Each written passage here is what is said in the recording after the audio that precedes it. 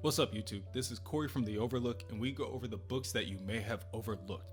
So I have a couple of things that I want to tell you about before we get started, so I'm going to try to run through them really quick. The first one is that we are trying to make videos 7 days a week. So in order to do that, we're picking up a couple of series. This one is Batman Earth 1. As you can tell by the title, everything like that. This Batman story is what the new movie that the trailer just dropped is loosely based on. So if you guys are excited for that new movie that's coming out, check out this story, see where this one goes, and see how it compares with that movie that comes out. The second one is we have a Patreon now, so that's cool. A lot of people have been asking us about that. I got a link in the description, so if you ever want to support, we appreciate it. Like I said, we're trying to get to 7 days a week. And the other one is, well, damn, I forgot. So, yeah, this story gets pretty crazy, so stick with it if you want to know what happens. Until then, I hope everybody has a great rest of the day. The city streets run dank with the smell of dirt, piss, and fear. One man, Jacob Weaver, is especially afraid. Tonight, he has been running for longer than expected, but he tells himself that he is safe. That is, until he sees a massive shadow in the shape of a bat appear on the wall behind him. Again, he breaks out into a run, sweating, panting, muscle spasms running throughout his body. There's no way this guy is real. There's no way, Jacob thinks to himself. He attempts to muster enough courage to turn back, and when he does, all he sees is a cloaked man, coated in shadow, still chasing after him. Batman's leads have led him to Jacob, and now he's getting away. However, this might be the perfect opportunity for Batman to use his new grappling hook. He aims the gun in his sights and aims it at Jacob's back. Batman pulls the trigger and the mechanical device begins to spiral and click, but nothing happens. He pulls the trigger again. This time, the gun malfunctions altogether. Frustrated, he decides that it doesn't matter. He's better on foot anyway. Batman throws the grapple gun down and chases after Jacob. Jacob attempts to use the fire escape to climb higher, but his weight is too much and it loosens the screws holding the ladder to the side of the wall. The fire escape breaks off and falls towards the neighboring building. Jacob leaps forward off the fire escape, barely grabbing onto the edge of the building before struggling to pull himself up. Batman does not break his pace. Even without the extra footing, Batman knows that he is able to make that jump across to the other building. He's Batman. He can do it. He can make the jump. But when he launches forward, arms stretched out, he misses the ledge. Batman falls towards the ground and instinctively attempts to stop himself by grabbing onto the air conditioning unit. The sudden change in momentum nearly causes him to dislocate his shoulder. However, the force causes the unit to rip from the building, resulting in Batman once again falling to the ground below. Luckily, there is a metal trash can and a number of trash bags filled with empty beer bottles to cushion his fall. Batman groans as he attempts to lift himself back onto his feet. Battered, but not broken, he still has enough strength to continue. Batman uses the wall of a nearby building in order to brace himself as he makes his way out of the alley. As he arrives at the edge of the street, Batman sees a convenience store being held up. He watches as the two criminals victoriously make their way down the street. He then looks over to the store owner, who is now yelling frantically in his doorway for someone, anyone, to please help him. Batman just stands there. He can't. He's hurt. He's not strong enough. Batman turns his back on the man in need and makes his way down the opposite end of the alley in the direction that he parked his car. He is startled by the unexpected sight of a homeless woman wrapped in a blanket, huddled against the wall for warmth. "Don't hurt me. I'm just trying to stay warm." Batman looks at the woman and he knows that he has to do something. He has to at least help someone today. He reaches into one of his pouches on his belt and he pulls out a handful of cash and hands it to the woman. Then, without saying a word, he continues to walk over to his black sedan so that he can return home for the night. Back then, a taxicab eases into the driveway of the Wayne Manor and slowly comes to a halt. Alfred Pennyworth braces himself with a cane before exiting the vehicle and looking up at the expansive residence. He scoffs, and then he looks over to see a campaign sign reading Thomas Wayne for mayor. He scoffs again, and he knocks on the front door of the residence in order to be greeted by none other than the Wayne butler, Stanley. The Waynes have been expecting Alfred for some time. "Alfred!" Thomas Wayne shouts from across the room. "Alfred, I can't believe it. You actually came." "Stanley, why don't you take his bags to the guest quarters, the ones overlooking the gardens?" Alfred hands his bags to Stanley and looks around the open area. "I guess medical tech is big business. Quite the place you've built, Tommy." "Actually," Thomas corrects him, "Martha's great-grandfather built it." Alfred once again looks around and tries to adjust. He did not expect to see so many people around. A number of people run in and out of the room, some of them drinking, some of them celebrating, some of them still working. Even if Thomas's opponent controls the unions and half the judges in Gotham, he isn't good for the city, and people know that. He's a shoo-in. The two men are joined by Martha Wayne, Thomas's wife, campaign manager, and advocate for the rights of the mentally ill. Admittedly, she's about as famous as Thomas, but at the moment, she is more concerned with meeting Alfred for the first time. He did save her husband's life after all. They really should have met sooner. And as a matter of fact, where is Bruce? She wonders. Her son should meet someone as important to the family as Alfred. When Martha turns to walk away, Alfred looks back at Thomas and asks him, "You have a lot to lose, don't you?" "What? No, Alfred, nonsense, not here." Alfred looks at Thomas in his eyes and tells him that he, Alfred, is well aware of the death threats that Thomas has been receiving. Moreover, even if he won't admit it, Thomas specifically called Alfred because he wanted someone on his security detail that he could trust. That means Thomas is having concerns about the people closest to him. People who are in the very house right now. Yes, Thomas acknowledges, but it can wait until tomorrow. Tonight is their movie night. Every week, they go out as a family, and that is not going to change, Thomas explains. He just wants Bruce to have a normal life.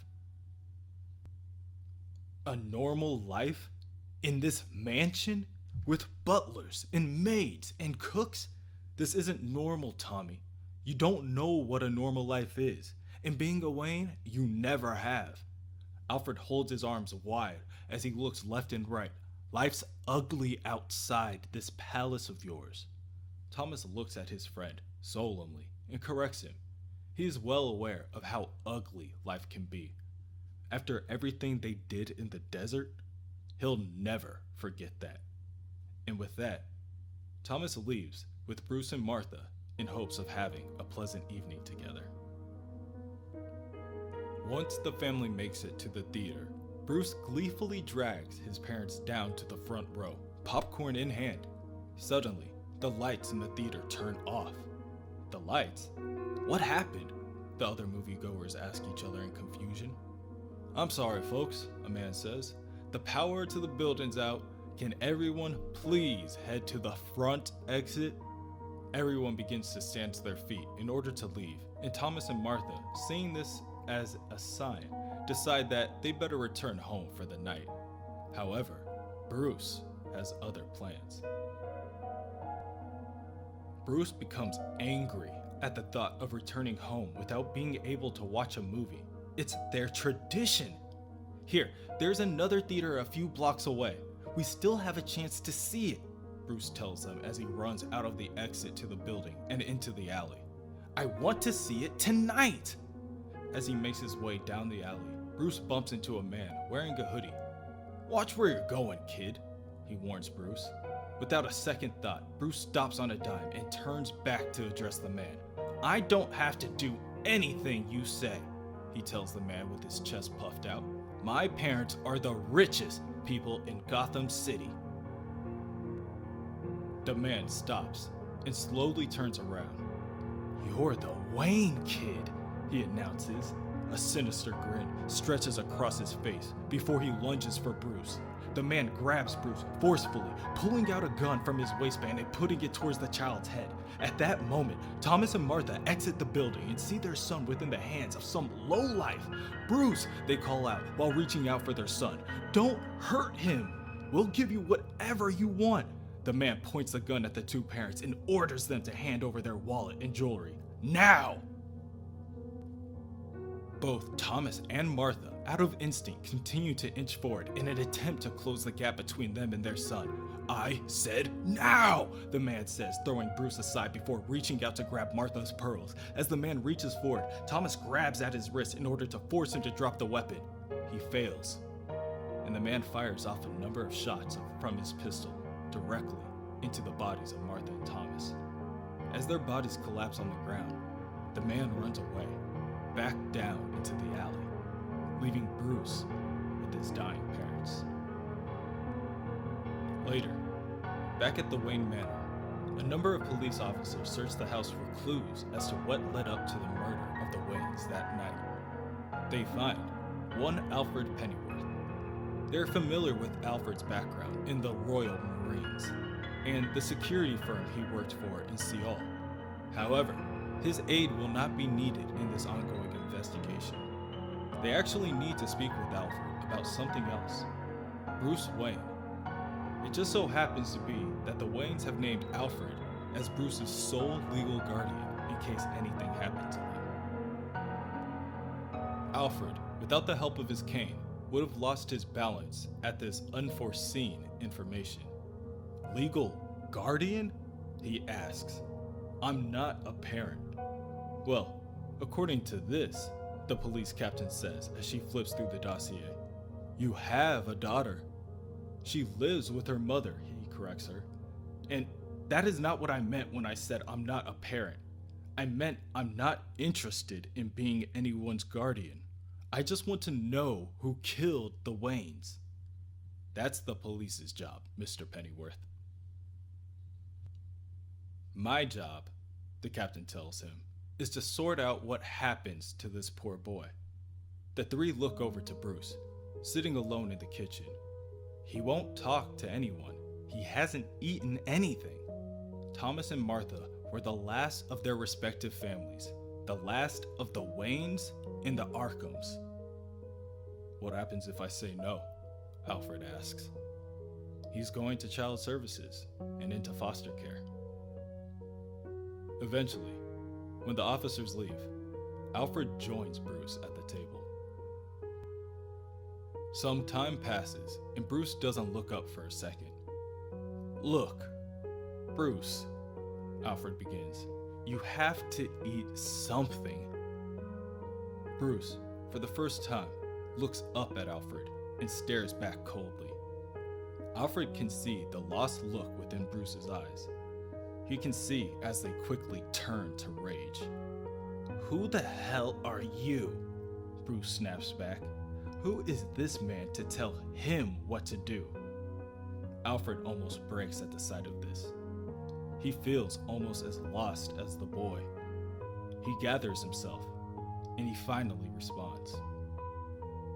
I'm your butler. In the present, Alfred looks out of the window in the very same room. Everything is now covered in either linen sheets of cloth or is coated in layers of dust. Batman enters the room with his broken grappling hook in hand. He then removes his cowl and approaches Alfred. So, this is your life now? Alfred asks him. An obnoxious judgment seeps through his words. Without looking back at him, Bruce responds, telling Alfred that he may have given up hope, but Bruce won't. And then he exits the room.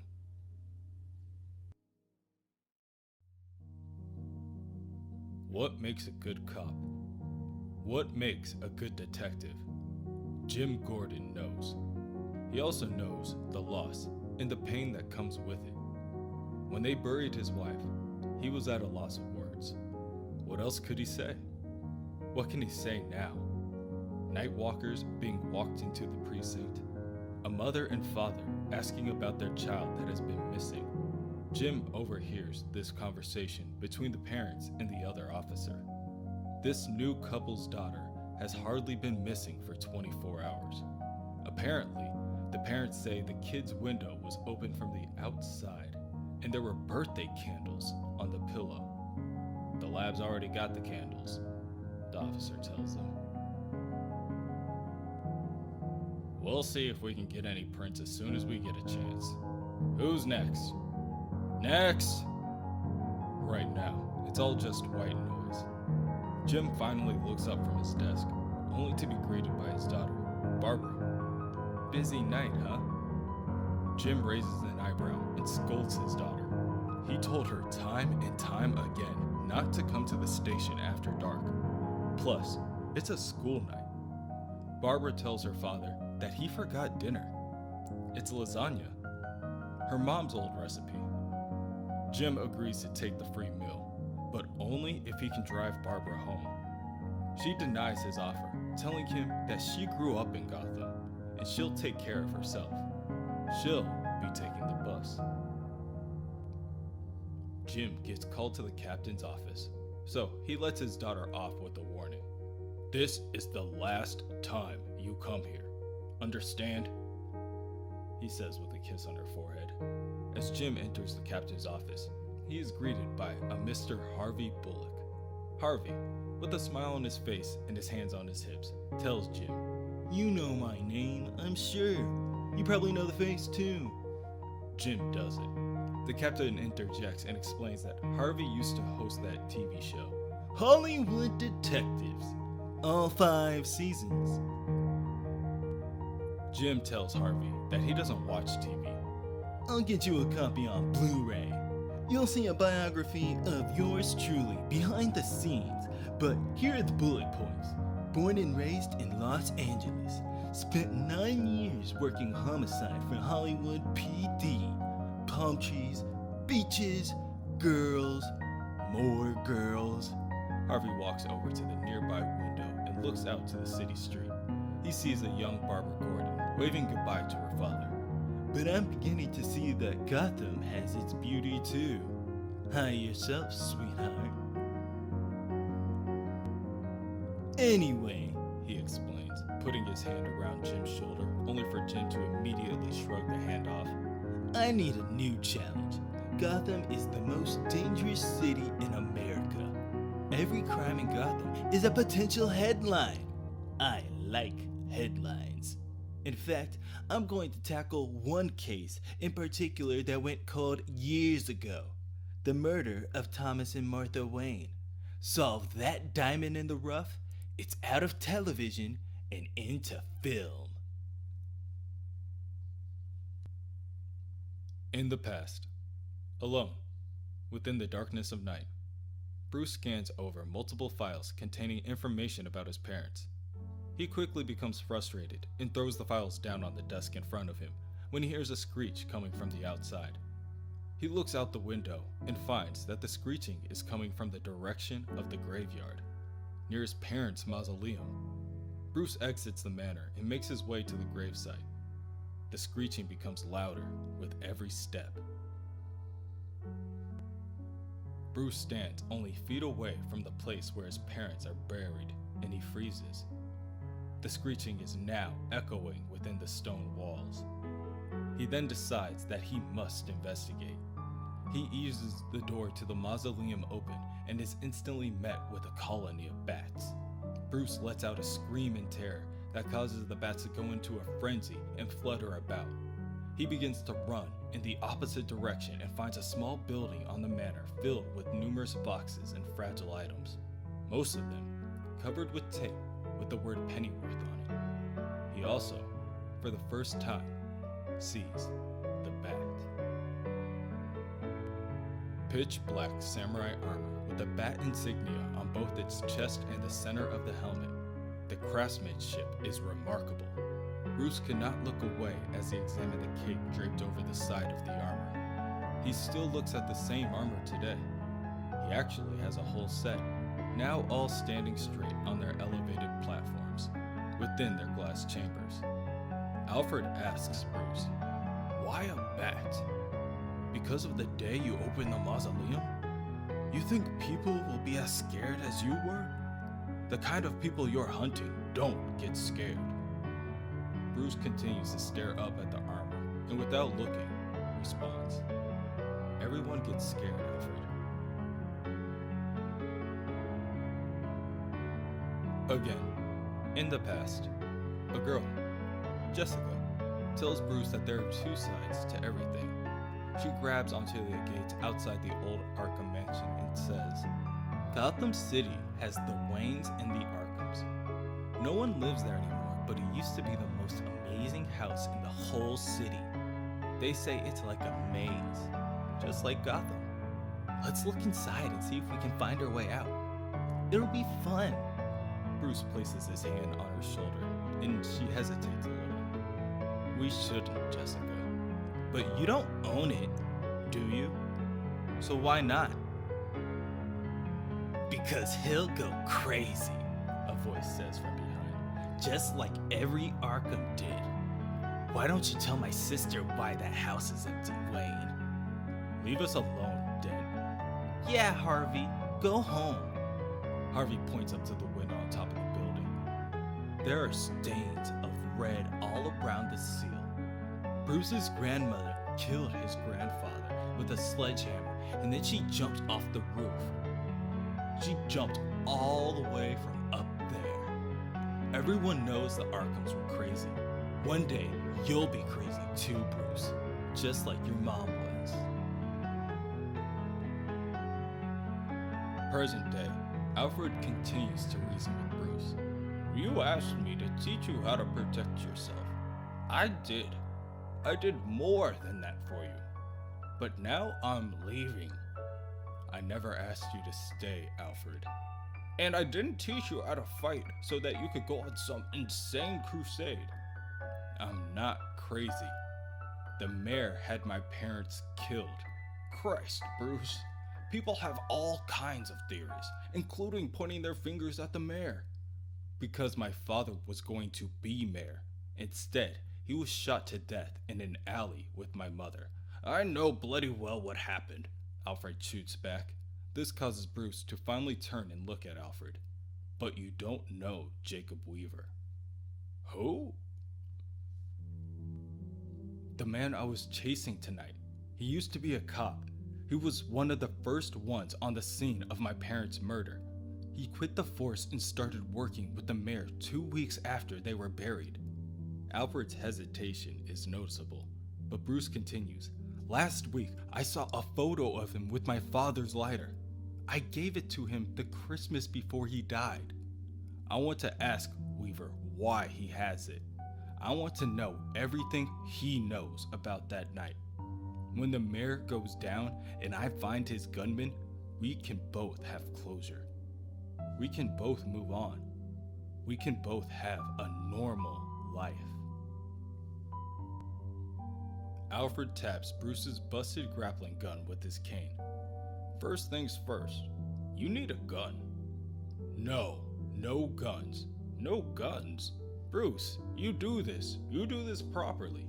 You can't fight a corrupt mayor and his goons with a tangled spool of wire. And you can't rely on gadgets that don't work. Then I'll find someone who can make them work. Bruce's search for help brings him to the Wayne Tower. Within the design and engineering department, in the back of an office, there is a storage closet dubbed the Foxhole. Within it, a Mr. Lucius Fox.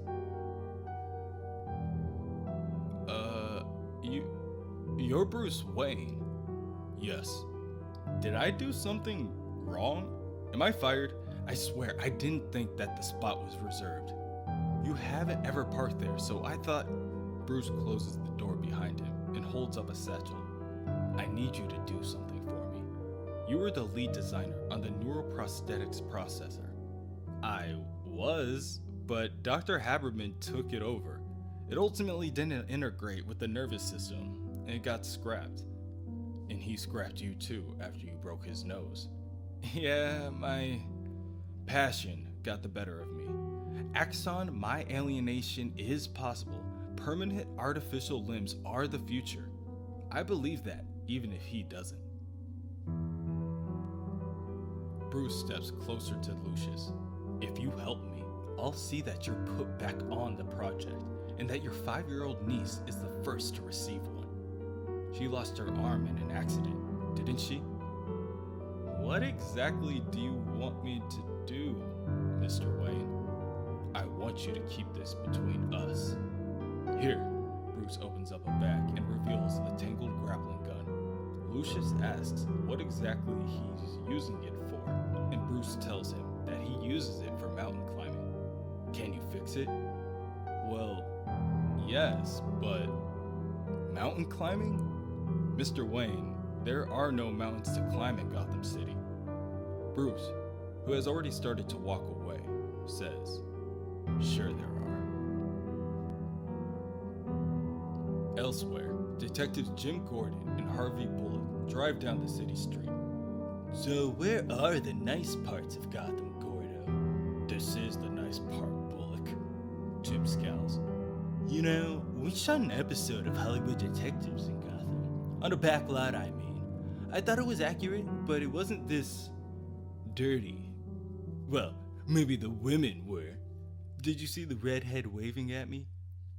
Hey, don't tell me you're jealous. The street light turns red, and Jim slows the car to a stop. Whoa!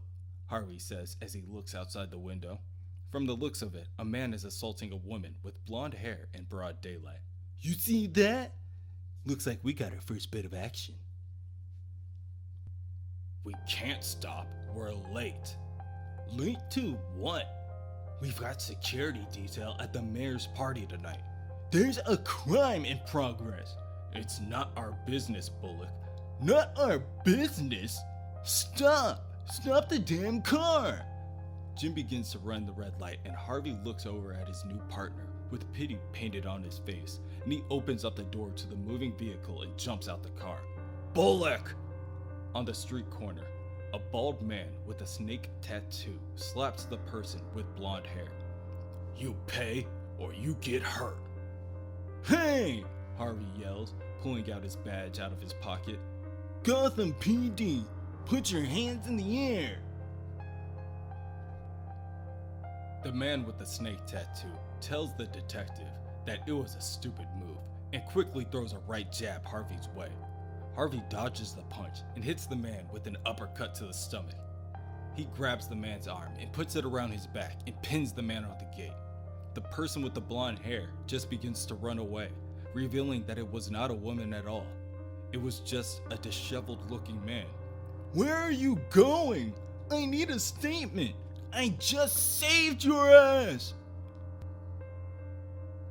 Hey, Gordon, come here. Help me cuff this meathead. Jim runs over to Harvey and tells him to let the man go. Harvey can't even believe his ears. It is not until Jim actually grabs onto Harvey that he does. I said let him go! Harvey turns to Jim and asks him exactly what this is. Perhaps this man is some kind of informant. The man with the snake tattoo just lets out a laugh as he tidies up the wrinkles in his jacket. Gordon continues to push Harvey back and turns to the man and apologizes. I'm sorry, Axe.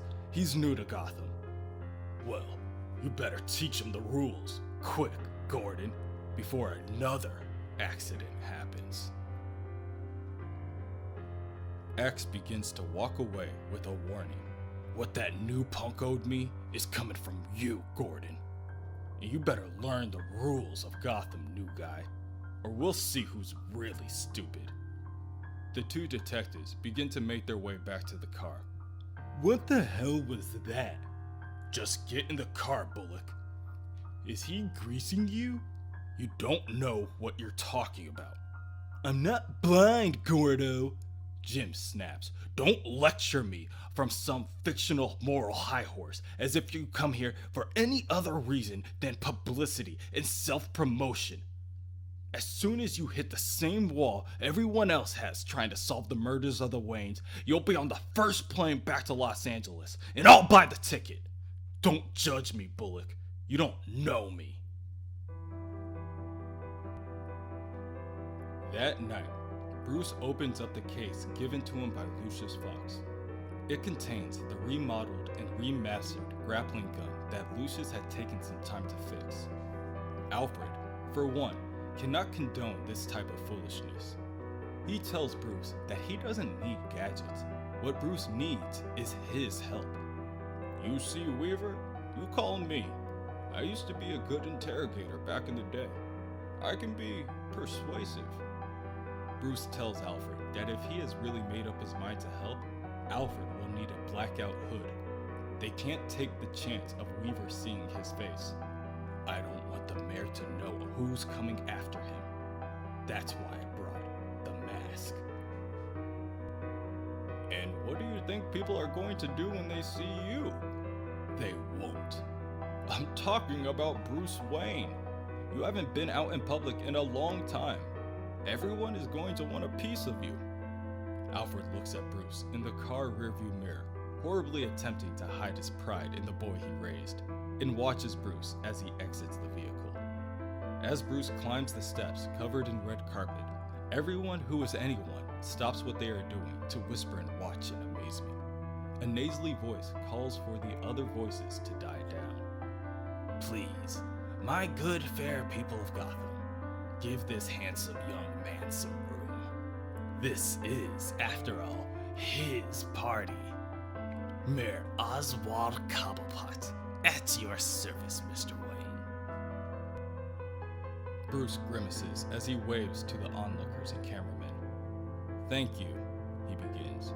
But it's true, my good man. Without your ancestors, without the Arkhams and the Waynes, there would be no Gotham. The Arkhams built this city. The Waynes paid for it. I watch over your family's legacy, Mr. Wayne, and I take that responsibility very, very seriously. Thank you, Mr. Cobblepot, Bruce says as he ascends the staircase, eyes fixated on the banner reading, Happy 300th Birthday, Gotham, and the plaque commemorating the founding of the city back in the early 1700s. Please, the mayor asks. It's Mayor Cobblepot. Elsewhere, somewhere within Gotham, someone else is having a birthday party.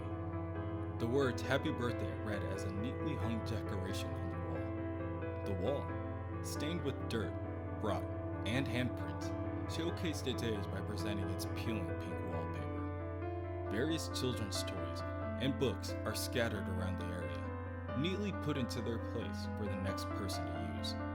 The floor they sat on, blue, with blotches of red that came together to make more brown than the expected color of purple.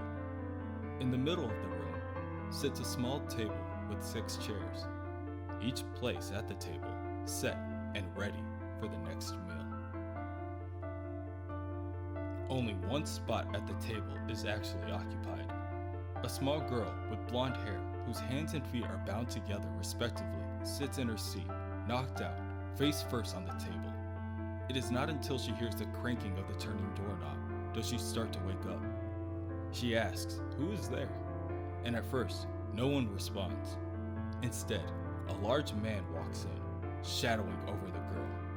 The man holds, in his monstrous hands, a pink birthday cake with 6 candles, reading Happy Birthday, Amanda. Make a wish, Amanda, the man says. My name's not Amanda, the girl stammers. Tears begin rolling down her face. Let me out of here. I want to go home. The man doesn't acknowledge her plea. Instead, he tells her, you have to make a wish, but don't tell anyone.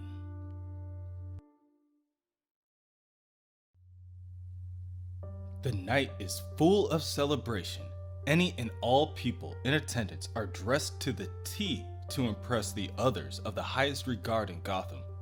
Servers walk around to offer each of the attendees a beverage, and most oblige to take one, but some do not.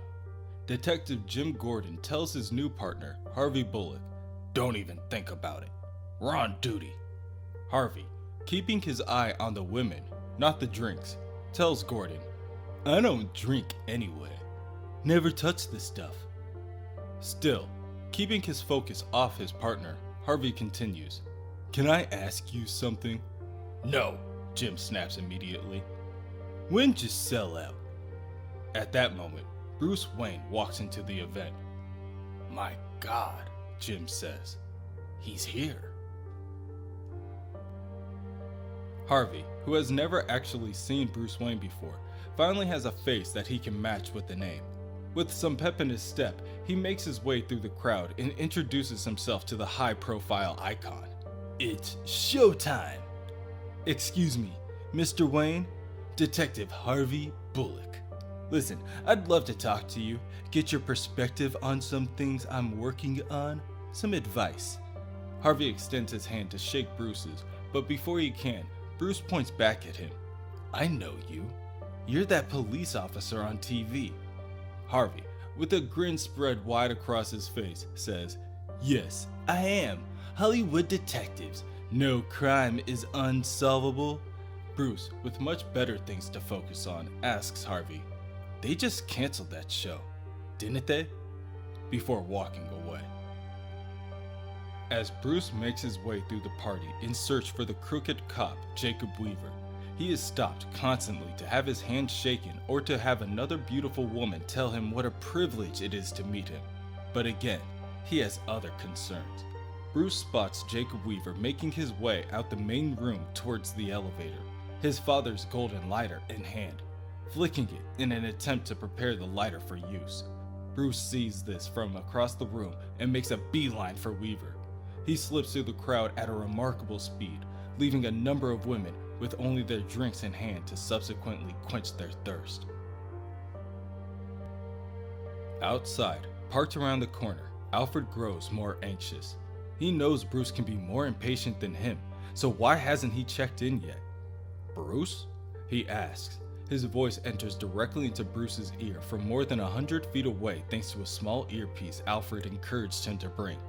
"Bruce, do you see Weaver yet?" Bruce arrives in the stairwell and closes the door behind him. "Yes, he's on the roof."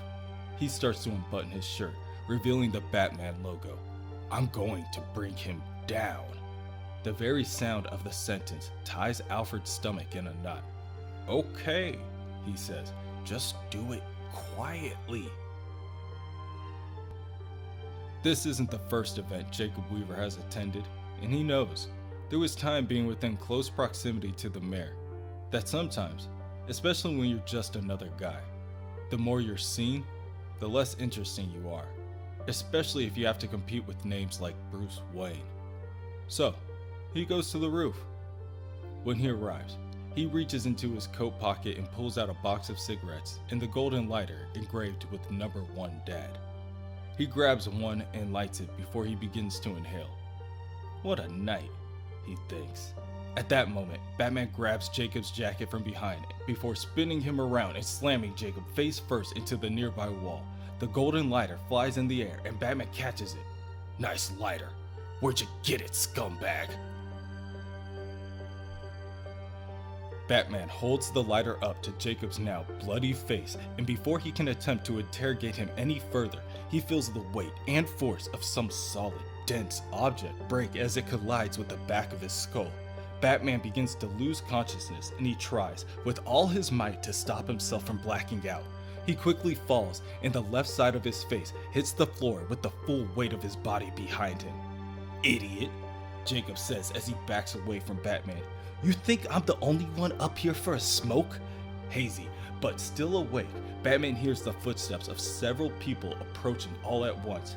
As he looks up, he sees 3 other tuxedoed men, each clutching their own cigarettes. One man stands closer than the others and within his right hand a broken piece of brick. "Who the hell is that guy?" he asks. "What's he wearing?" Batman has no choice but to pull himself back together. Everything is lost if he can't get the information from Weaver. Batman kicks full force at the knee of the man in the front of the group and the man screams in pain. Another one of the tuxedoed men speaks into his own earpiece, calling out to Jim Gordon, telling him that they have trouble on the roof. From the looks of it, some guy in a bat costume. As the first man continues to scream in pain, Batman hits him with a second strike, a palm to the bottom of his chin. However, this is when a third man decides to join in and hits Batman across the cheek with a punch of his own. Out of reaction, Batman throws his left elbow back and hits the man that just attacked him square in his mouth.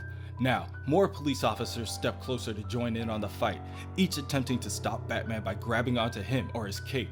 Meanwhile, Jim Gordon, Harvey Bullock, and a number of other officers kick open the door to the stairwell and immediately stop in their tracks at the sight of the costumed man flailing about within the grips of the other officers.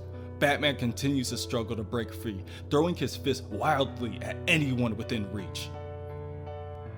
Batman attempts to escape by running past Jim Gordon and the others, but they are blocking his way. He is quickly becoming exhausted and is still hazy from the collision with both the brick and the ground. At the moment, he resembles something like a cornered animal, now showing a look in his eyes that has gone from terror to anger. The eyes of an animal. Jim Gordon, still unsure of what is going on, attempts to close the gap between his group and the one struggling with Batman. As he approaches, Jim becomes nothing more than another enemy in Batman's way, and he gets dealt with accordingly. Batman sends another wild punch. This one lands in the center of Jim Gordon's face, knocking him unconscious for the time being. With his enemies now distracted, Batman runs to the edge of the rooftop, hunched over to grab his fallen lighter, the golden shimmer being easily noticeable in the chaos. With the witnessed assault on one of their commanding officers, the boys in blue do what they do best. Two of them begin to open fire on Batman, missing him but just nearly. A stray bullet tears through his cape, resulting in Batman deciding to change direction and sprint across the edge of the building. More stray bullets miss him by mere inches and continue to tear holes in his fluttering cape. One bullet hits its mark. Batman, who had begun running along the ledge, became a more predictable, more aimable target for the shooting police officers. One officer fires off his pistol and the bullet grazes the front of Batman's cowl. The force of the bullet causes Batman to lose his footing, slip off the building, and fall to the ground that sat so very far beneath them. Instinctively, Batman grabs at the air in a desperate attempt to survive. As he does so, he lets go of his lighter. "No!" he yells, now desperately trying to cling to the gift that he had given to his father so many years before. With his mind still cluttered, clouded, and racing, Batman reaches for his grappling gun. He removes the gun from the holster and aims it towards the ledge of the building. With a powerful bang, the grappling hook fires off and the metal wiring unravels quickly from its spool within the chamber. "Thank you, Mr. Fox," Batman says, as the hook connects and hooks itself onto the edge of the stone building. However, the wiring within the gun proves to be finite when it becomes taut, and the snap brings Batman's decline to a halt. The immediate halt gives Batman a painful whiplash, and instead of falling, Batman now finds himself swinging forward in the direction of the building at great speed. The side of the building, covered in floor-wide glass, had all but assured Batman that the next few moments were going to continue to be as painful as the last. Behind the window that Batman barrels towards are the partygoers of the night's event, still unaware of the chaos on the rooftop. In preparation for his collision, Batman puts his feet up, and when he gets within distance, he kicks forward and breaks in the glass, sending small fractured pieces scattering in every direction. The breaking of the glass alerts the partygoers, but the man crashing in, dressed as a bat, terrifies them. With nowhere else in eyesight to slow his fall, Batman aims himself for the buffet table. He lands towards the center of the table and breaks it in half, sending food and silverware flying in every direction. Everyone in attendance scatters as the crazed man approaches, all except a few officers that did not get the call about the chaos on the roof. "Freeze!" one officer tells Batman. Batman responds by reaching into a compartment on his belt and pulling out 2 jet black circular capsules that he proceeds to throw onto the floor. The capsules explode, releasing white clouds of smoke that block the vision of any onlooker and choking anyone who remains in the vicinity that is unlucky enough to gasp at the ongoing terror. Batman runs out of the room into the kitchen before he jumps through another window into the alley where Alfred had parked the car. "Bruce?" he says as he sees Batman hobble to his feet. "Quick, get in the car." Alfred helps Bruce into the back seat before he races off around the corner. Bruce lays in the vehicle, head bloody from the lacerations from the shattered glass and the constant fighting. He tries his hardest not to fall asleep, but the stress on his body has been too much. As he fades out of consciousness, a memory of him and his mother comes to the forefront of his mind. In the past, Bruce and his mother, Martha, walked down the city block past the old Arkham Manor. Curious, Bruce asks his mother, "Mom, your hand is shaking."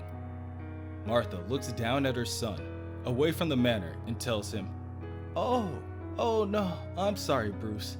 I guess I'm just cold." "Hey, why is the dirt red?" Bruce asks, now pointing up at the dilapidated building. "Rust, honey. It's just full of rust," she assures him. "That's your house." "The house I grew up in." "Yes." Martha turns her son from looking at the building and holds him close. "But promise me, sweetheart.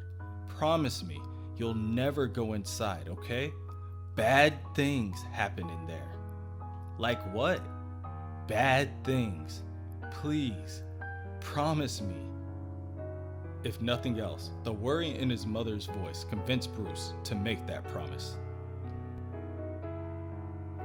Later, the next day on GTTV, the host continues to deliver the inside scoop on all the drama and gossip in Gotham. Today's big story: Batman. That's what they're calling the lunatic who crashed the mayor's party last night. Who was he? What did he want? The police are calling it a prank, but inside sources tell us he put up quite a fight, assaulting several police officers. No word on whether or not the mayor's party will be rescheduled due to Batman, but we're guessing Cobblepot sent in his signature penguin suit to the dry cleaner. The story is interesting to some, an annoyance to others, and to one mayor in particular, a problem. "Who is he?" Mayor Cobblepot asks, as his 2 assistants help him put on and fasten his robe. "I don't know, Mayor Cobblepot." "What did he want with you, Mr. Weaver?" "I don't know." "He grabbed you on the rooftop. He went after you specifically." "What did he say?" "He was shouting at me," Jacob says, noticeably shaken. "He was crazy. Who knows what the hell he wanted?" Mayor Cobblepot turns his back on Jacob. "Get out." Jacob obliges, and one of Cobblepot's bodyguards closes the door behind him as he leaves. "I have enough problems with the dents digging around," the mayor spits. "Call the birthday boy." Cobblepot's bodyguard responds that the birthday boy is going to need another payment. "Then we'll find someone to pay him with. And we'll take care of 2 birds with 1 stone." Later, that evening, as Mayor Cobblepot sits down for dinner, he viciously picks at his meal like a carrion and sloppily spills his wine down his face as he engorges himself mid-conversation. He angrily spits out food as he speaks over the phone. "I asked you to get Jessica Dent off my back, Judge Patterson. You didn't. I don't like excuses. Do what I ask or your youngest daughter is next. I'll tell your oldest goodbye." After the mayor's less than enjoyable conversation, he hangs up the phone, stands from the table and begins to clean his mouth with his dirty napkin. On the other side of the table stand his two bodyguards and one little girl with blonde hair and glasses. Cobblepot strolls over to the little girl and places his hand on her forehead. "Yes, very nice," he says as he pushes her hair to the side. The very gesture brings tears to the little girl's eyes. Cobblepot turns and returns to the table. "He'll like you," he says as he picks up a piece of meat with his bare hands and begins to tear it apart with his teeth. "Tell him to hurry up with her. I want Jacob Weaver taken care of tonight."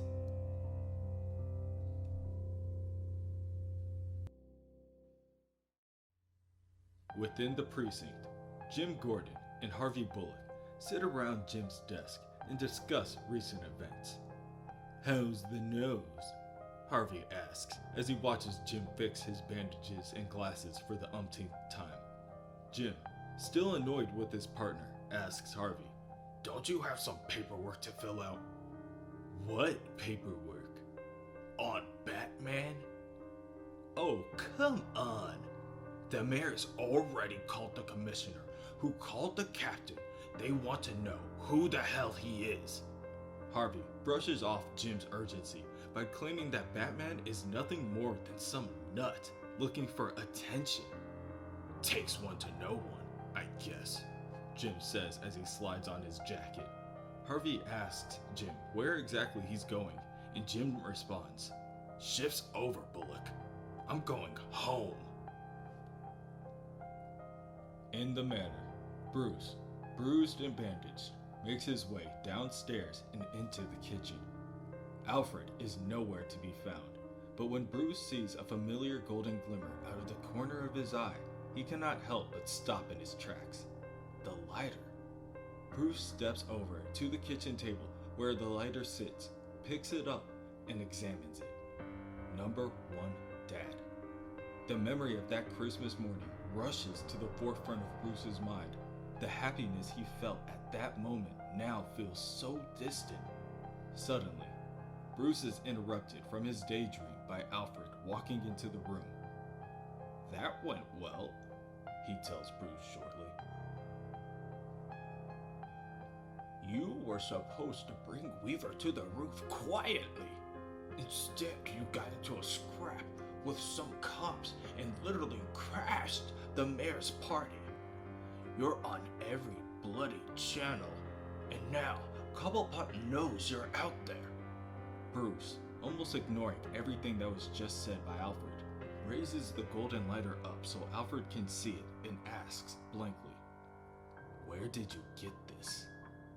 Alfred, using his cane as a brace, moves closer to Bruce. "You dropped it in the alley. You need to stop this. You're not ready, Bruce." Bruce stares back at Alfred with contempt in his gaze. "Yes, I am."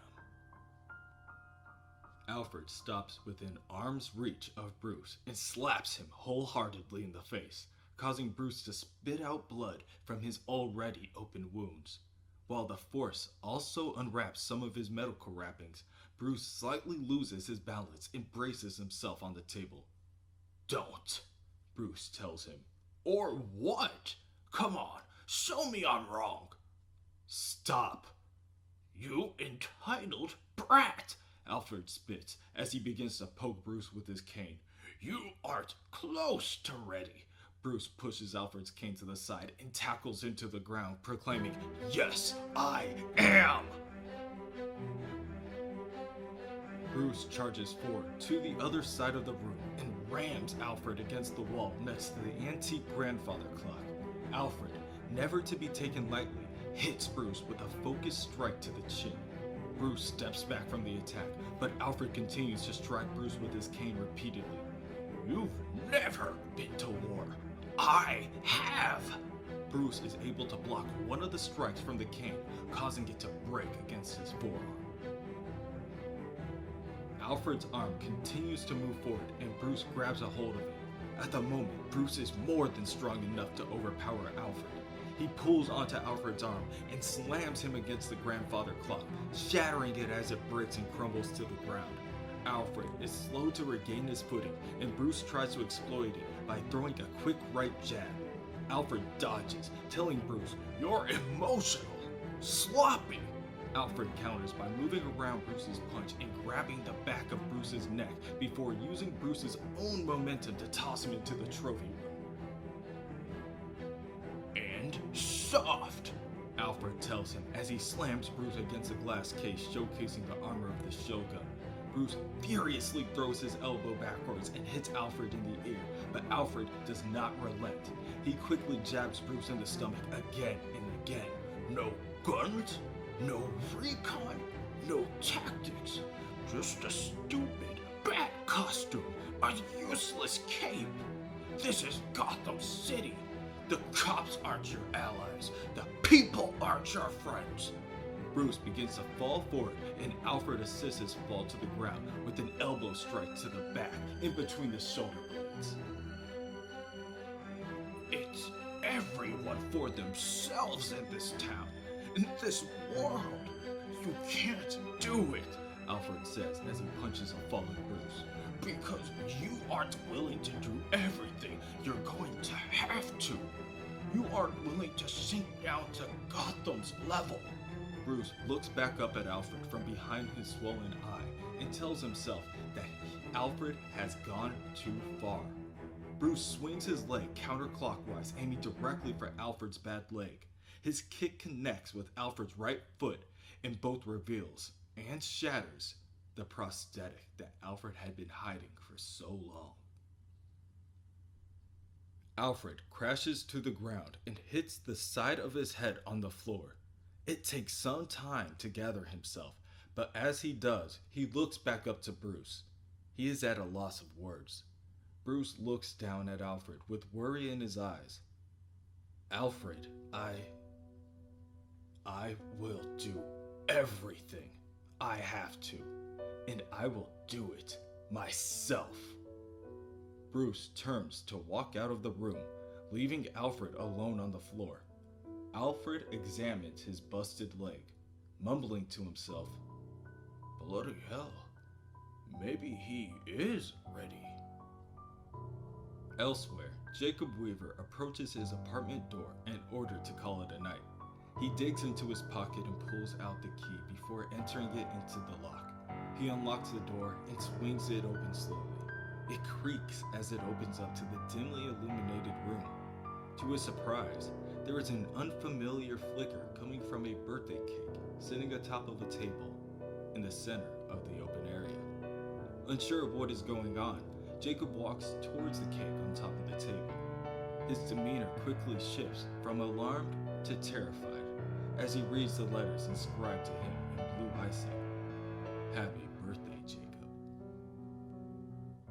"Make a wish," a man says.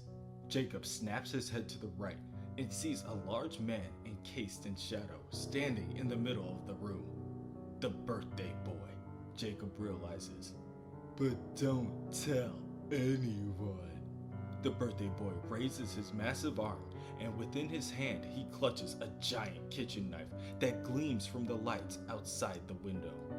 Jacob attempts to create distance between himself and his attacker, but needless to say, it is to no avail. Within GCPD, Harvey Bullock travels to the records department. He sees the woman sitting, reading a book behind the front desk, puts on his best smile, and tells her, "Hey, doll, I want to check out some files. The Wayne case, as in Thomas and Martha." The woman slowly looks up from her book and asks, "And you are?" Harvey flashes his new police badge to verify himself. "Detective Harvey Bullock. Just joined the precinct."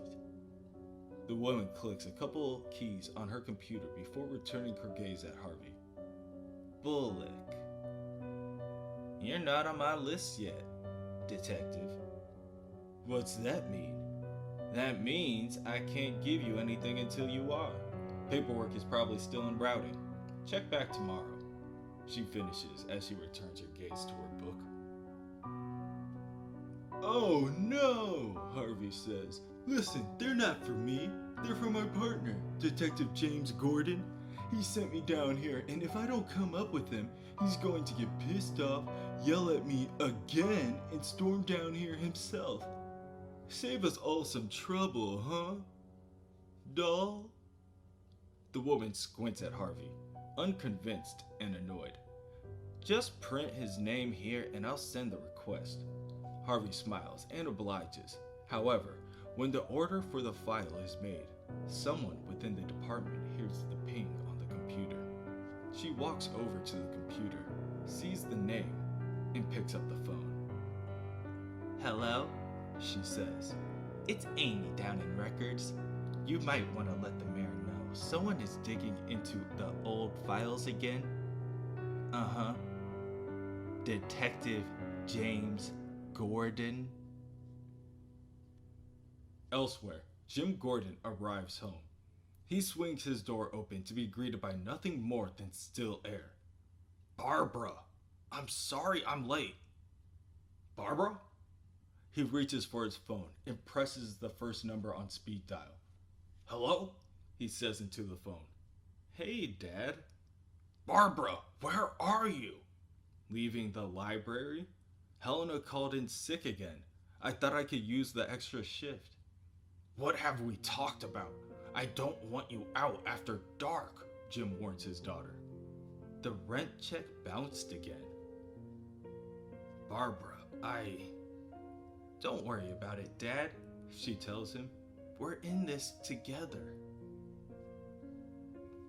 Later, when someone comes knocking at Jim's door, he expects it just to be Barbara, forgetting her keys again. But it's just Bullock. Nice apron, he comments as he walks into the door. I've got to talk to you, Gordo. You know that bad guy who's been harassing Jacob Weaver? Weaver was the first cop on the scene of the Wayne's murder. And now, Weaver's dead. Landlady just found him with his throat slashed. They're actually trying to call it a suicide. Get the hell out of my home, Bullock. Gordo, whatever's happening, I don't know if it's connected to the Waynes or Bat Guy or the mayor, but it's something big. I know a headline's brewing. I can smell it. Suddenly, Jim's phone rings. Barbara? He asks. No, Detective Gordon. Axe? What are you doing with my daughter's phone? Where is she? Somewhere, but not exactly somewhere safe. That's up to you. You were warned to stay out of the archives, to not dig where people don't want you to. You checked out some files today. You want to see your daughter again? Put them back. Jim looks over to the manila folder within Harvey's hands and drops his phone in shock. He runs over and grabs Harvey before slamming him against the wall. You stupid bastard! You checked those out under my name! What? Harvey asks. I wasn't in the system yet. I was just trying to... They have my daughter, Bullock. They have Barbara. Who does? The real Gotham. The people who control everything. The people who had my wife killed. Your wife? Harvey asks, at a loss of words. I used to be like you, Bullock. I told everyone who tried to get me on the take to go to hell. Then my wife was killed in an automobile accident. I don't know if it was orchestrated by them or not. I don't think I'll ever know for sure, but I don't let people like Axe on the corners because I get paid. I do it to protect Barbara. She's all I have left. Jim begins to scratch at his head feverishly. We have to put the files back. And then what? Harvey asks. You think your daughter's going to be safe? You don't stand up to them, and they'll just keep coming after you. What am I supposed to do? I can't go to the precinct for help. I can't trust anyone. You can trust me, Gordo. I mean, you might not like me, but you can trust me. Jim stops for a second and looks at his partner. What do you suggest we do? Harvey kneels down to pick up the baseball bat that fell from the wall during the collision. You know the corner axe works, right? Let's go see if he likes baseball. Elsewhere, on the corner, Axe asks two lovely ladies where they are going. The women, in an attempt to ward him off, explain that they are on their way to work. Axe licks his lips and tells the women that he has enough work for the two of them. And out of nowhere, he is hit by a bat on the side of the head. Axe quickly crashes to the ground and winces as he looks up to his assailants. A voice from above him says, "You're going to tell me where my daughter is." Harvey chimes in by saying, "You don't, and there'll be trouble." Gordon? Axe asks, confused, before smirking.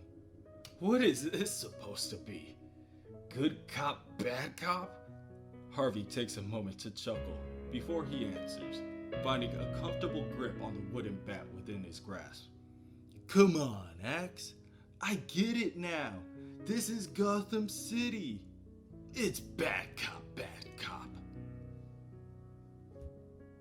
Elsewhere, Batman arrives at the residence of Jacob Weaver to inspect the cause of the untimely death of the crooked cop. He uses the shadows to make his way behind the police tape, and within the darkness, Batman finds the chalk outline of Jacob Weaver and a strange trail of red footprints. He kneels over, examining the trail by using his finger to swipe at the scattered smudges. He shines a small flashlight and realizes that it's rust. And then he realizes that it's from Arkham. Batman arrives at the Arkham gates and stares up at the old, dilapidated building that his mother used to call home. It is the only building in the city that he knows that has rust of this color. His mother told him that day so very long ago. The rain begins to pour over him as the storm clouds begin to bellow over the city. Batman grabs onto the bars of the front gate and tries to shake the lock loose, but his arms do not move. Something within him tells him not to move forward, that he shouldn't go in there. And then he hears something faint, a call for help. Somebody help! Barbara screams from inside the poorly decorated playroom, tied down to a small chair in front of a table, her wrists taped together. She wriggles around in her seat in an attempt to free herself. At the moment, it seems to her as if no one hears her screams, so it is up to her. Unfortunately, the tape fastened around her wrist is too tight and she is expelling too much energy to force her way out. She hears the creaking wood underneath, heavy footsteps, and decides that she has nothing left to lose. Barbara leans back in her seat, breaking the wood that makes the base of the chair, and pushes herself backwards towards the ground. Her glasses fall off her face, and the splintered wood spreads across the floor as the rope around Barbara begins to loosen. She sees a piece of sharp wood and attempts to reach her bound hands out to grab it, but then the door opens. The birthday boy walks through the open door with a bright pink birthday cake in one hand and his large kitchen knife safely fastened under his belt strap. He looks down to Barbara, and from behind his mask, he tells her, "Make a wish."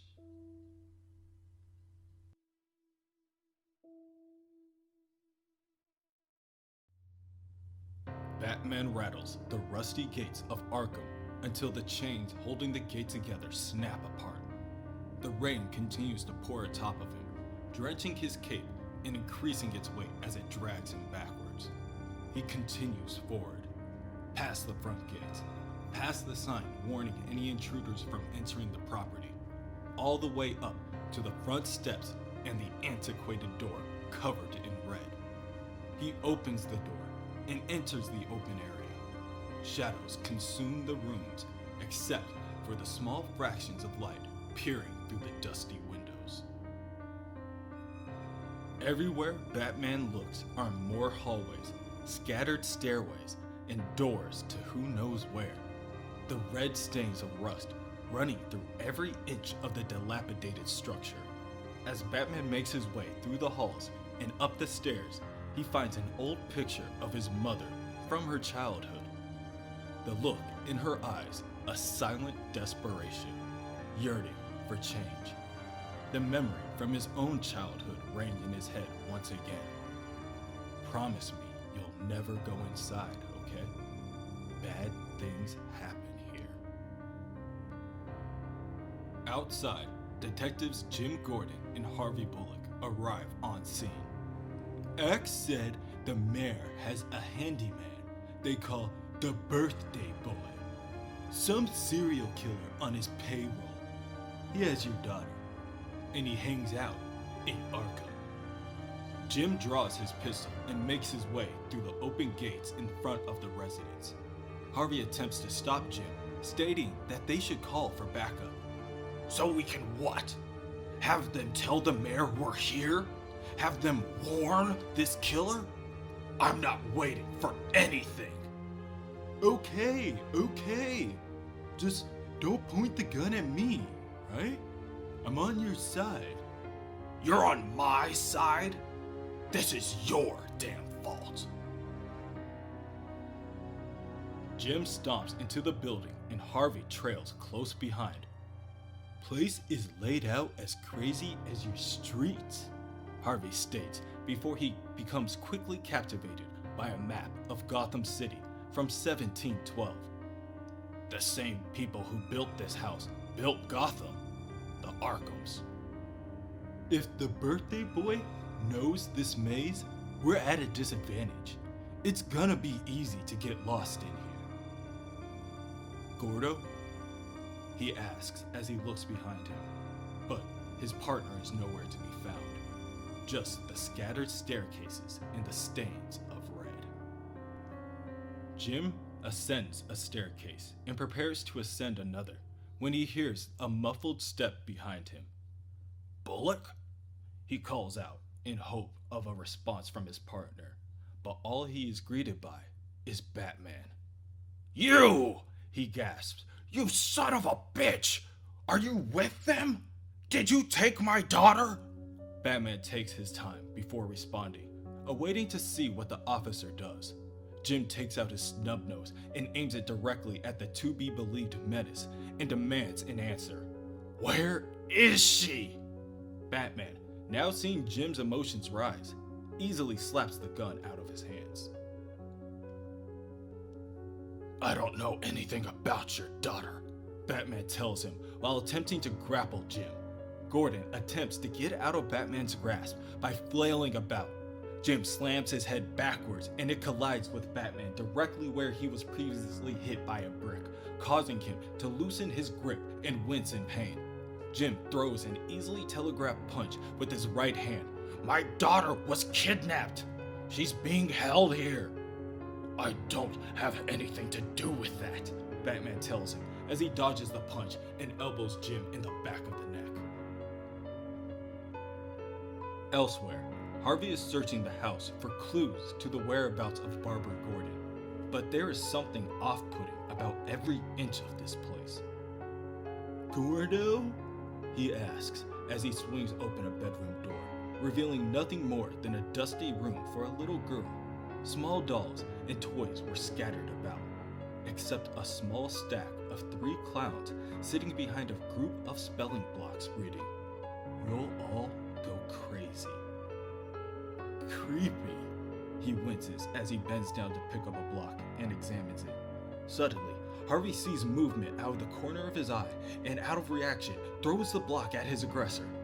But as the block soars through the air and collides with a glass mirror, Harvey realizes that it was nothing but himself. This is a damn funhouse. When, out of nowhere, the screams of a terrified Barbara Gordon echo throughout the building. Stay away from me! In the room, Barbara picks up one of the splintered pieces of wood and jams it into the birthday boy's leg, just barely inches above his kneecap. Batman, Jim, and Harvey each hear the plea, and Jim is the first to break out in a run. Jim knows that he is so close to saving his daughter, so close to not losing it all. Barbara! He bellows down the empty hallway, but the constant twists and turns lead him nowhere fast. Jim reaches a crossroads, and now he cannot pinpoint where his daughter's voice is coming from. He desperately looks left and right, listening for any sound or signal. Help! Barbara calls out. No! Batman, who was running just steps behind Jim, stops in his tracks and looks towards the wall to his left. Jim asks him what the hell he's doing, but Batman doesn't respond. Instead, he puts his ear to the wall and listens. Inside the room, Barbara crawls away from the birthday boy in an attempt to create distance. The birthday boy, scowling beneath his mask, looks at his new injury, and then he lifts his knife and tells her, "Now I made a wish, but I can't tell anyone." The birthday boy grabs onto Barbara by her hair and pulls back so that the soft of her neck is exposed and prepares to plunge the knife downward. At that moment, Batman uses his shoulder, backed behind his full weight, to burst a hole through the wall. The birthday boy looks up at the man in black and first attempts to swipe his knife at the intruder. Batman blocks the attack with his gauntlet, but the powerful strike chips off one of the razor edges. "You weren't invited," he tells Batman before grabbing onto his chest and flipping him over and slamming him on a table. Jim rushes into the room behind Batman and makes a beeline directly for his daughter. "Barbara!" he whimpers as he holds her in his arms. "Dad!" Barbara cries, happy for his intervention. "Amanda!" Birthday boy questions as he sets his sights on the man determined to steal his guest. Jim sees this and reaches for his pistol strapped to his ankle. He removes his pistol and within one movement pulls the trigger and fires a bullet into the birthday boy's trapezius in an attempt to slow him down. It does not. The birthday boy continues forward and grabs onto Jim's wrist and squeezes down tightly, effectively cracking it down to the bone. Batman jumps on the back of the birthday boy and attempts to strangle him from behind. As the birthday boy falls backwards, Batman orders Jim to take Barbara and leave. The birthday boy then begins to use his powerful legs to spring himself backwards into a nearby wall in an attempt to remove Batman. The force of the charge creates another hole in the room, and as the birthday boy begins to stumble out of the area, he steps onto an old floorboard that cracks beneath his feet and gives way. Batman and the birthday boy begin to fall downwards to the first floor of the building. In midair, the birthday boy redistributes his weight so that both Batman and a table below break his fall, just feet away from a wandering Harvey Bullock. Batman? Batman tries to roll onto the ground away from his opponent, but the birthday boy is too large. He bridges the gap with a swing of his massive arm. Clutching the knife, he tries to aim directly for Batman's face. Unsure of who the real enemy is, Harvey prepares his pistol. It is not until Harvey sees the birthday hat on top of the knife-wielding man's head that Harvey pieces together who he really is.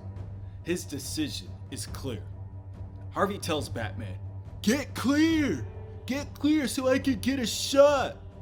Batman is able to redirect the knife towards the ground, and as the birthday boy lifts it for another attack, Batman kicks the knife away and it lands on the wall right next to Harvey. Batman quickly raises to his feet and tries a combination of jabs and haymakers that simply do not faze the birthday boy in any way. In fact, the birthday boy looks down at Batman with a mixture of pity and pleasure as the failing attacks bounce right off him. And that's when Harvey steps in. Harvey leaps into the fight, yelling out as he prepares to jump on the birthday boy's back in an attempt to strangle him. The birthday boy looks back, catches Harvey out of mid-air, and slams him into the ground, breaking the fragile wood and sending Harvey careening into the basement below. As Harvey wakes up, he attempts to get his bearings in the darkness around him. The only light in the entire room now shines from the hole made above him. Within the light, a purple glimmer. What is that? What? Harvey pushes himself up as he examines what he finds to be a child's shoe. He pulls out his lighter to get a view of the rest of the room, and he sees it. The panic within him begins to swell as Harvey drops the lighter and pushes himself backwards. He falls and catches himself using his arms, and in a desperate attempt to distance himself from what he just saw, he uses them to walk as well. Now using his hands to be his guide, Harvey presses down on the ground behind him and is greeted by a small crack. To his horror, he sees the now broken arm of a little girl in pink pajamas, covered in blood and dust, and under his fingertip, a small, greasy wrapper, already ripped and discarded like trash. Harvey's howl in terror pierces the air around him. "Get out," he says as he runs for the stairwell. "We all have to get out." Upstairs, the birthday boy grabs Batman by his cape and pulls him backwards. "A cape?" he asks, unsure of why someone would wear something that gives them such an obvious disadvantage. Batman manages to reach a nearby chair in the room and vaults backwards, flipping over the birthday boy and effectively wrapping his cape around the birthday boy's head, strangling him. "A weapon," Batman tells him as he pulls back on his cape. The birthday boy gasps and scratches at the wrapping around his face, but in the end, he falls the same as any other. The birthday boy crashes to the ground, and the force of the shock causes an echo to reach the far corners of the building. Harvey sits on the broken staircase, unable to leave the basement. He begins to spiral within his own mind, unable to accept what he just witnessed.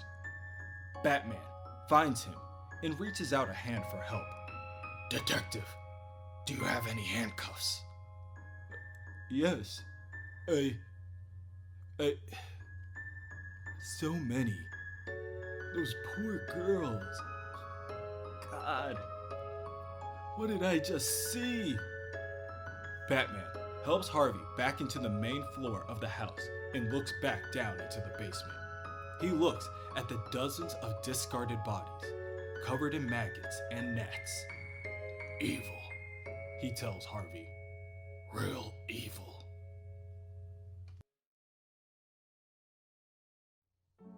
Harvey Bullock stumbles his way out of Arkham Manor, all the way to Gordon's parked car beside the curb. Jim stood there, holding his daughter in his arms, listening to Axe bang on the inside of his car trunk. He looks up, sees Harvey, and is visibly shaken at the look on Harvey's face. "Bullock?" "We took that psycho down. Batman cuffed him in there and left. He said he was going to talk to his boss. I'm guessing Cobblepot. Gordon, your daughter wasn't the first girl he attacked. I gotta call this in." "Bullock?" I'm fine." Within his residence, the mayor peacefully attends to his birds. His nightly ritual is interrupted by a voice over the speaker yelling out his name. "Mayor Cobblepot, we have a problem." "What is it now?" the mayor asks. "The dents again?" However, when his security doesn't respond, the mayor becomes quickly annoyed. "Hello? Answer me!" Again, no response. For a short while, silence pierces the room and is quickly interrupted by the crashing of security being thrown through the doorway. door breaks open as a full-grown man flies inward and knocks into a birdcage. The mayor, alarmed, takes a step backwards out of shock. He is then greeted by the stomps of Batman echoing throughout the room. "You?" he asks, recognizing Batman from the city birthday event. "Who are you?" Batman continues to stomp forward with his head down, cloaked in shadow. As he closes the gap between him and the mayor, he responds, "Vengeance." Now, slightly entertained, the mayor places his hand on his chest to stop his laughter. "Vengeance? Oh, how dramatic." Batman, still enraged for what he had seen in Arkham, throws a left haymaker that makes contact with Cobblepot's jaw. "You spent years getting fat and rich off the people of Gotham. It could have been different. It should have been." Batman grits his teeth and tosses the mayor backwards, causing him to fly over his desk.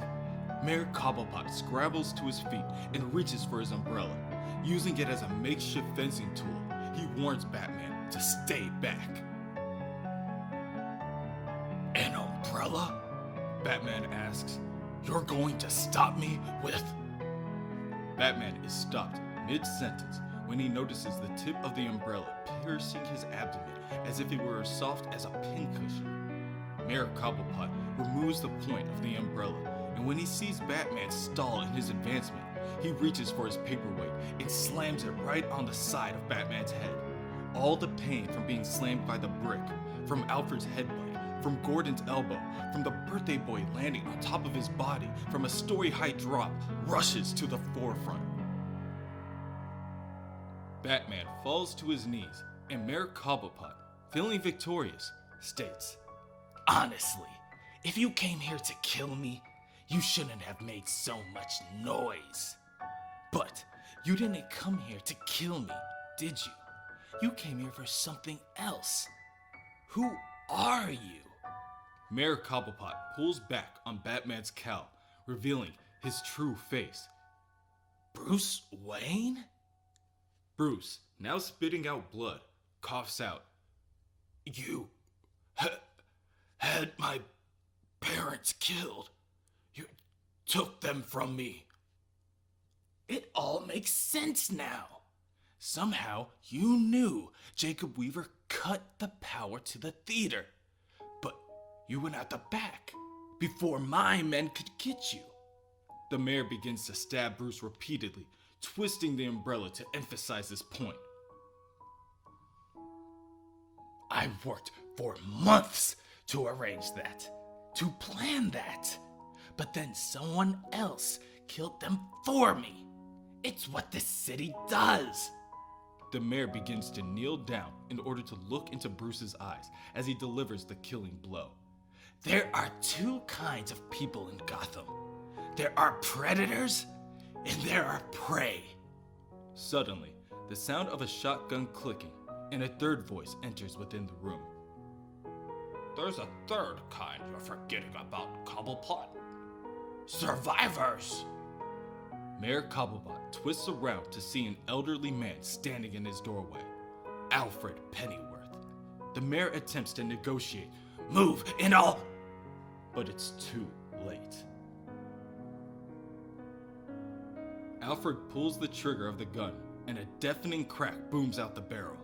The blast sends Mayor Cobblepot flying in the opposite direction, with enough force to send him crashing out the third-story window. He begins to fall to the ground below, and a brief, airy silence is broken when the mayor, weakened, releases the umbrella from his grasp, and a small plop signals its expansion. Inside the room, Alfred rushes to Bruce's side and shakes him back and forth, hoping that he wasn't too late. "Come on, Bruce. Come on. Don't go anywhere. Stay with me." Bruce slowly lifts his eyes. "Alfred?" The sound of Bruce's voice, no matter how weak it appears to be at the moment, forces Alfred to crack a smile.